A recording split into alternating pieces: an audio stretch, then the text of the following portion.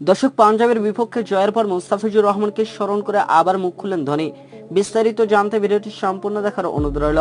দর্শক, মুস্তাফিজুর রহমান বাংলাদেশে ফিরে এসেছেন জাতীয় দলের প্রয়োজনে। হ্যামস্ট্রিং এর চোট নিয়ে দেশে ফিরে গেছেন লঙ্কান পেসার মাথিসা ফাতিরানা। দলের সেরা দুই পেসারকে হারিয়ে চেন্নাই সুপার কিংস কেমন করে সেটাই ছিল দেখার। প্রথম পরীক্ষায় অবশ্য উতরে গেছে চেন্নাই সুপার কিংস। রবীন্দ্র জাদেজার অলরাউন্ডার পারফরমেন্সে মুস্তাফিজ এবং ফাতিরানার অভাব বুঝতে পারেনি ঋতুরাজ গাইকোয়াড়ের দল। ধর্মশালায় আজ পাঞ্জাব কিংসকে তারা হারিয়েছে 28 রানে।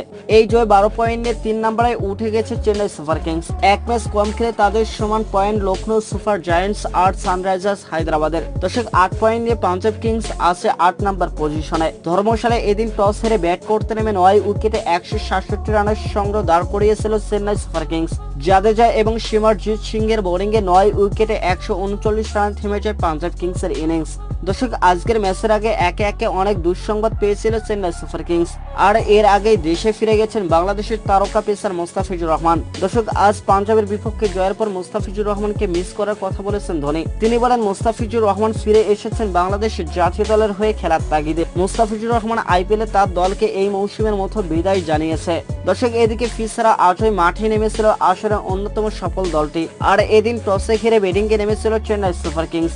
ব্যাট করতে নেমে নির্ধারিত 20 ওভার শেষে 9 উইকেট হারিয়ে 168 রানের টার্গেট দিয়েছিল পাঞ্জাব কিংসকে। এরপর লক্ষ্য নিয়ে বল করতে নেমে রীতিমতো পাঞ্জাব কিংসের ব্যাটসম্যানদের বোকা বানিয়ে একের পর এক উইকেট তুলে নেয় চেন্নাইয়ের বোলাররা এবং শেষ পর্যন্ত অসাধারণ জয় নিয়ে মাঠ ছাড়ে চেন্নাই সুপার কিংস। দর্শক, এদিকে ম্যাচ জয়ের পর মহেন্দ্র সিং ধোনি বলেন, আজকের ম্যাচে মুস্তাফিজুর রহমানকে অনেক মিস করেছি আমরা। কতটা মিস করেছি কাউকে বলে বোঝাতে পারবো না।